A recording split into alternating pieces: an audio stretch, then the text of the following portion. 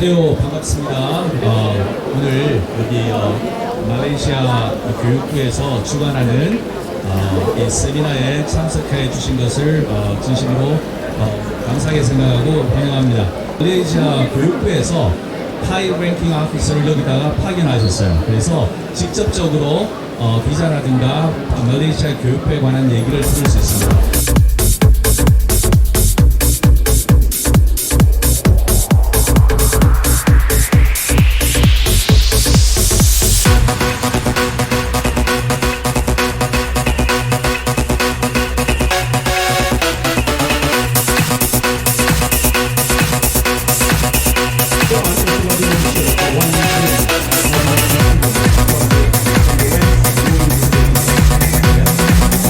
Your presentation was perfect, that's why. That's why we're on good product.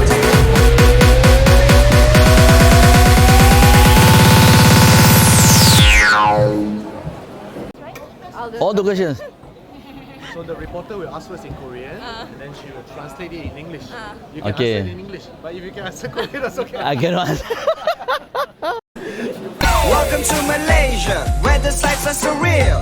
Beyond imagination, every moment. What inspired Emgs to launch the first ever Malaysia Higher Education Mobility Carnival 2025 in South Korea? And what makes this market significant for Malaysia? What's the last one? And what makes this market significant for Malaysia? First of all, thank you to the Korean press for this session. What motivates EMGS to work closely with the Korean government is that because of we believe that the power from the east side of the world, which is Korea and also Malaysia, to work together and collaborate so that we can be stronger. And this is to look into strengthening the market of the Korean universities and the Malaysian universities. And this is the reason why we have the Malaysian Carnival, Mobility Carnival, in order to pursue more students to come and study in Malaysia, and also vice versa for the students to have a collaboration and study in Korea. How does MySC 2025 support EMGS wider strategy to strengthen Malaysia's higher education presence in South Korea and across East Asia? I think with the collaboration is always the synergy between the two countries. The diplomacy between Malaysia and South Korea can be stronger because we are going to have collaboration which involve research and development.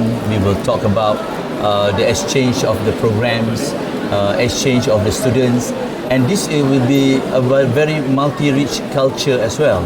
So besides just increase of the quality of education of the institution between the two countries.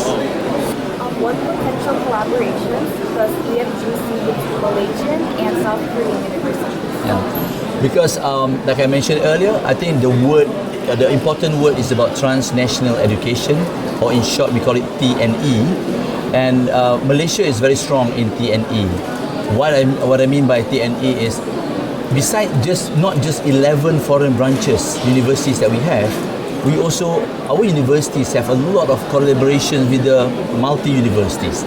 Example, with the UK universities, with Australian universities. So with that, it will give an opportunity for the South Koreans to come and study in Malaysia and also pursue their study in UK, for example.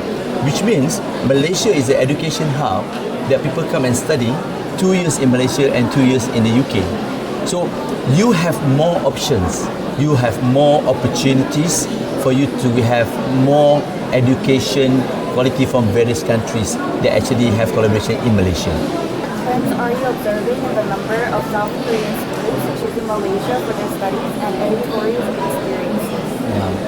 I think edutourism is something new that we introduced. We believe South Korean people also love to come to Malaysia. Of course, Malaysians as well love to go to Malaysia for K-pop. Yeah, so I think edutourism is one of the ways that it's like an appetizer to the program. Besides, you enroll to one university for 4 years program, you actually go for 2 weeks to 6 months, understanding what exactly the program is. And secondly, enjoying all the tourism activities that are being set, that presented by my colleague just now. There are about 11 programs that are being done. So students can have options. They can choose whether I want to go to this university to go for snorkeling, I want to go to this university to go for horse riding or whatever. So these are the options that we give for the South Korean students to come and study in Malaysia. Yeah. Can you elaborate on the student mobility and editourism programs that Emgs is promoting to attract more South Korean students to Malaysia? I think the elaboration of the edutourism is like I mentioned earlier.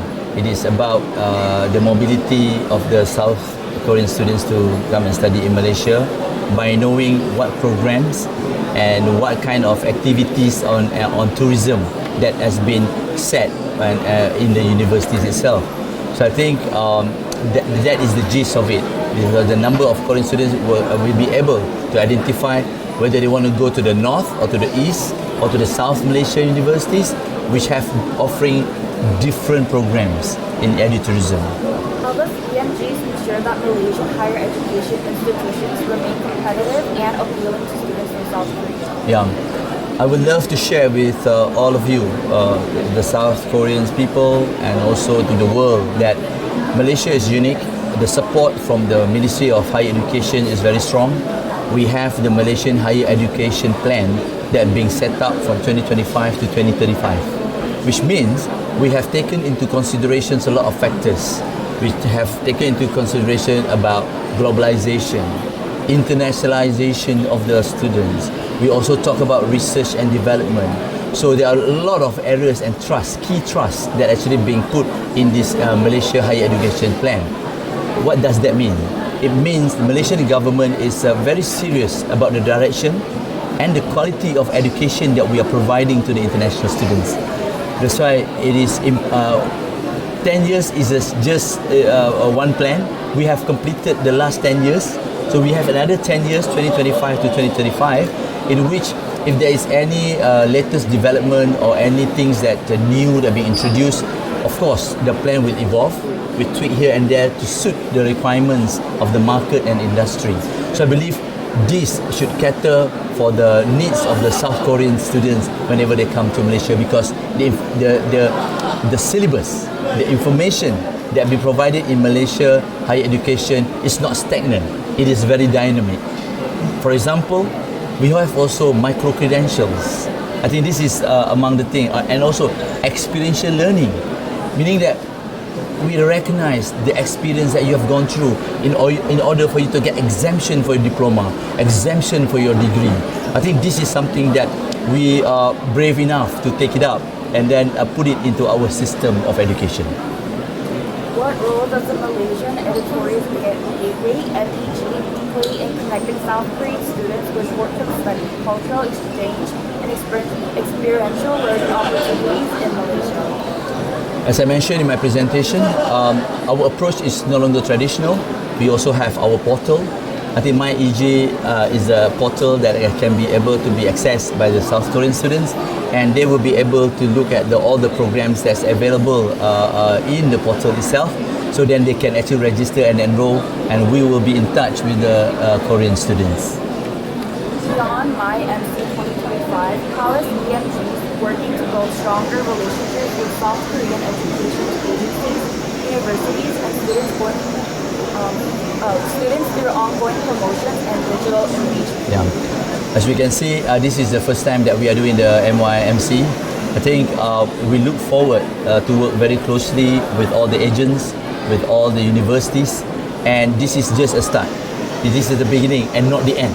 So we are going to work very closely with a lot more universities to collaborate. So meaning it is not just about B2C, but it's about B2B, because when we talk about B2B, it is about collaboration between university to university, and that is where we talk about transnational education and the mobility and movement of the international students from Korea to Malaysia and Malaysia to Korea. By having dual program, twin programs, I think this is a very super program that we can do between the two countries. Looking ahead, how does EMGS envision Malaysia's role as an education hub for South Korean students? And what long-term opportunities do you foresee in academic mobility and cultural exchange? Yeah, I think it goes back to the transnational education, TNE, that we talk about. With all the initiatives that we do today, I hope it is not stopped here. It will continue in terms of short term, medium term, and long term. And if needed be, if also the involvement between the Ministry of Higher Education, Malaysia, and also the Ministry from South Korea, so that something structured that can be done.